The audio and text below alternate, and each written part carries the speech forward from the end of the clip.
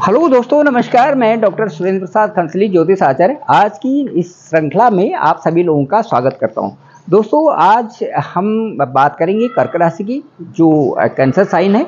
और cancer sign में मैं बात करूंगा कि ये जो राशि है, ये जो कर्क राशि है, ये रूल्ड होती है चंद्रमा के द्वारा। तो चंद्रमा 2 सवा 2 दिन में एक हाउस का चक्कर लगा देते हैं। इस तरह से सबसे सबसे तेज गति से चलने वाले जो है मून साइन है, चंद्रमा है, जो कि कर्क राशि के स्वामी भी हैं।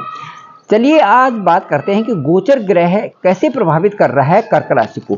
तो सबसे पहले मैं ये बताऊंगा कि कर्क राशि में जो 4 अंक है, उससे तीसरे भाव में 4 अंक जो कर्क राशि का है, उससे तीसरे जो थर्ड हाउस है वहां पर केतु है। उसके बाद जो 8th हाउस है उसमें शनि और मंगल का गोचर चल रहा है।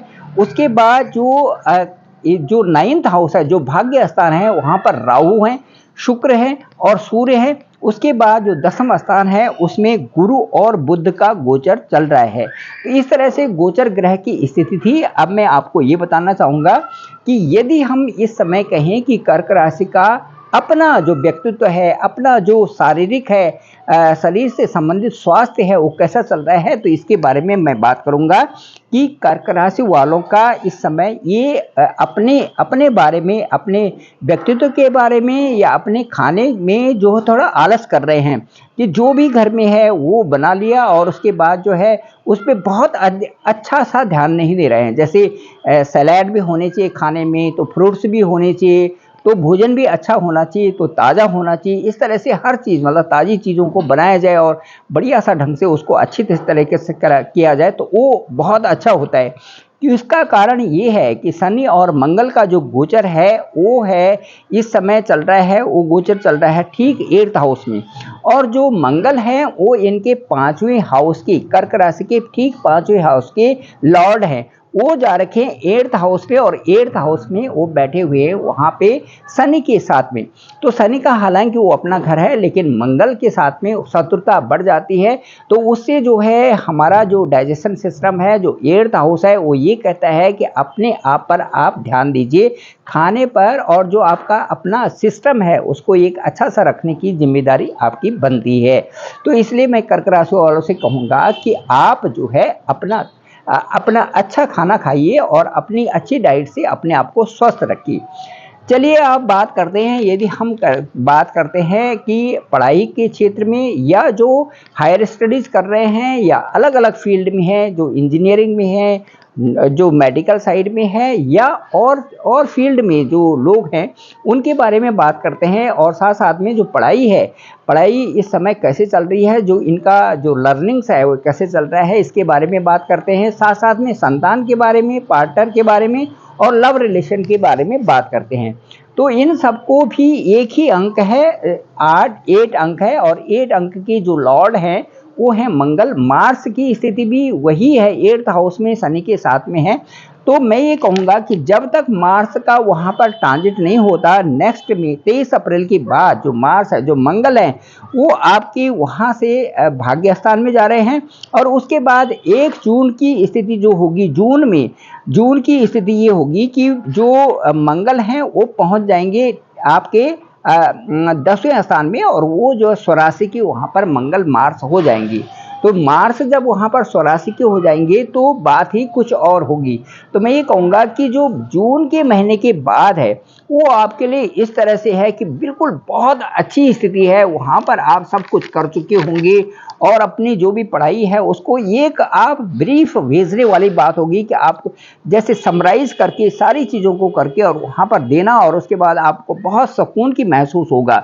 इस तरह से स्थिति आपकी बन रही है। और जून के महीने में आपका वो जो कंक्लूड पॉइंट है वो उस पर आप आ जाएंगे, और मुझे लगता है कि बहुत अच्छा वहाँ से आपकी एक अच्छी स्थिति बनने वाली है जून के महीने से। जितने भी स्टडीज़ में इस समय बच्चे हैं उन सब के लिए मैं बता रहा हूँ।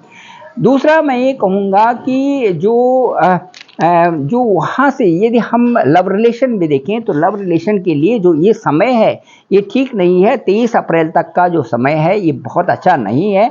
जो पार्टनर के साथ में भी हैं उनके लिए भी ठीक नहीं है, जो दूर से भी हैं उनके लिए भी ठीक नहीं है, क्योंकि जो शनि और मंगल का जो इस समय कॉम्बिनेशन बना हुआ है वो बहुत अच्छा एक बहुत अच्छा एक अपना सामंजस्य नहीं दिखा रहा है, एक अच्छी सी कंप्रोमाइजिंग स्थिति नहीं दिखा रहा है। कई प्रकार के बीच में हर्डल्स आ जाते हैं, कई प्रकार की बातें हो जाती हैं, कई प्रकार की बातों से जो है आपको अप्स एंड डाउन्स उसमें देखते हैं और कई सारी चीज़ें उसमें हैं। तो एकदम से आप टिक मार करके राइट ऐसे करके चलना या वो करना, थोड़ा सा उसमें सोच समझ करके उसको चलने में 23 के बाद यदि पार्टनर वह वे भी हो तो बहुत अच्छा है, क्योंकि स्थिति बहुत अच्छी बनने वाली है 23 अप्रैल के बाद में।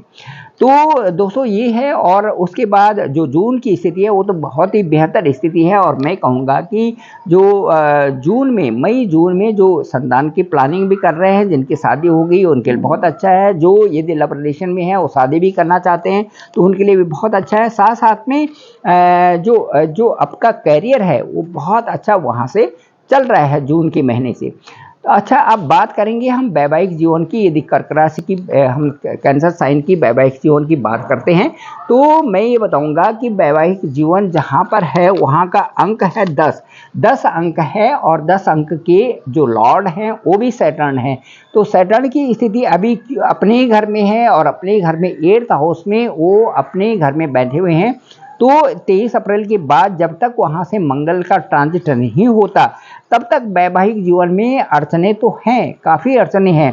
तो 23 अप्रैल तक आपको स्थिति को संभालना बहुत आवश्यक है, क्योंकि एक दूसरे के साथ में डिस्प्यूट भी हो सकता है, एक दूसरे के साथ में आर्गुमेंट भी हो सकते हैं, एक दूसरे के साथ में कई प्रकार से कन्फ्यूजन और कई प्रकार से क्रिएट हो जाती हैं चीज़ें, क्योंकि मंगल और शनि दोनों एक झगड़ालू प्रवृत्ति वहाँ पर बना देते हैं। तो इस प्रवृत्ति को जो है समझने की बहुत ज़्यादा ज़रूरत है। और 23 अप्रैल के बाद जैसे ही मंगल का वहाँ से ट्रांजिट हो जाएगा, और मई और जून में जैसे ही मंगल वहाँ से आपके 10वें स्थान में जाएंगे तो स्वराशि के हो करके फिर बहुत अच्छी पॉजिटिविटी आपकी बन रही है। तो ये जो अप्रैल का महीना है इसमें आपको बहुत संभल करके चलना है वैवाहिक जीवन के लिए। चलिए दोस्तों, अब बात करते हैं हम यदि अंक 12 की, और अंक 12 आपका है भाग्य का स्थान। तो अंक 12 का मतलब ये है कि उसके जो लॉर्ड है वो है जुपिटर इस समय जो गुरु है इस समय आपके 10वें भाव में है, बुध के साथ में। बुध की बकरी स्थिति है, इसलिए बहुत अच्छा रिजल्ट वहां पर नहीं दे रहे हैं। अभी 1 मई को जैसे ही गुरु का गोचर होगा आपकी एकादश भाव में, और वहां से आपके सीधे एक तो आपके 3rd हाउस को देखेंगे और दूसरा आपके देखेंगे पंचम हाउस को देखेंगे, तो और दूसरा 7th हाउस को देखेंगे। तो ये स्थिति बहुत अच्छी बनने वाली है। एक तो आपका पराक्रम बढ़ेगा और जिन कार्यों को आप कर रहे हैं वो बहुत अच्छा आपके लिए हो जाएगा। 1 मई के बाद ही आपके पास चेंजेस आने वाले हैं। उसके बाद दोस्तों मैं ये बताऊंगा कि जो पंचम हाउस है, पंचम हाउस से संबंधित मैं ये बताऊंगा कि गुरु की जब दृष्टि होगी पंचम हाउस पे तो आपकी एक तो एजुकेशन का बहुत अच्छा लेवलिंग होगा, दूसरा आपका संतान का जो प्लानिंग कर रहे हैं उनके लिए बहुत अच्छा होगा। साथ साथ में जो पार्टनरशिप में हैं उनके लिए भी अच्छा समय उस समय बन रहा है 1 मई के बाद। और दूसरा जो आपकी जो वर्क प्लेस है और जो व्यवसाय है उसमें भी नए नए सोर्सेस खुल रहे हैं, क्योंकि जो बृहस्पति की दृष्टि वहाँ पर भी है जहाँ से सप्तम को यदि हम देखें तो 10th से 10वां स्थान होता है। तो ये एक बहुत अच्छी अपॉर्चुनिटीज़ के लिए और एक फर्दर जो है आपके डेवलपमेंट के लिए नए सोर्सेस के लिए ये स्थान जाना जाता है। तो इस तरह से है।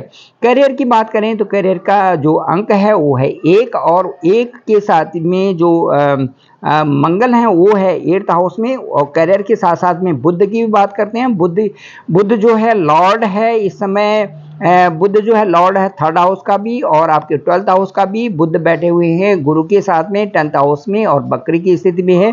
बुध की स्थिति जैसे ही अब 2 महीने के बाद, जैसे जून के महीने में 12th हाउस में आएगी, तो बुध जो है वहाँ से आपके मई और जून में आपके कई सारे अच्छे सोर्सेज भी खुल जाएंगे बुध के अनुसार। और जो व्यवसाय में लोग हैं उनको भी ज़रूर लाभ होगा और दूर से लाभ हो सकता है। दूर से जैसे आप बिजनेस कर रहे हैं या फॉरेन से कर रहे हैं या घर से दूर है, वहाँ से उनको लाभ की स्थिति जरूर प्राप्त होगी।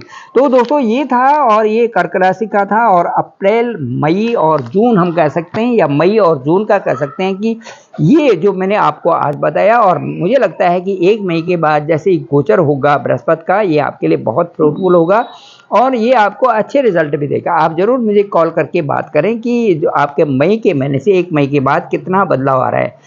Thank you very much. मैं डॉक्टर सुरेंद्र प्रसाद खंसली, ज्योतिष आचार्य, और मेरा डिस्क्रिप्शन पे नंबर है 9868280191। आप मुझे कॉल भी कर सकते हैं और अपने हॉरोस्कोप को भेजें ताकि मैं देख करके बताऊं कि आपका सही समय और बहुत अच्छा समय कब चल रहा है। Thank you very much. आप इस चैनल को जरूर सब्सक्राइब भी करें, लाइक भी करें, कमेंट्स भी करें और दूसरे लोगों को जरूर भेजें ताकि सभी लोगों का उसको फायदा हो सके।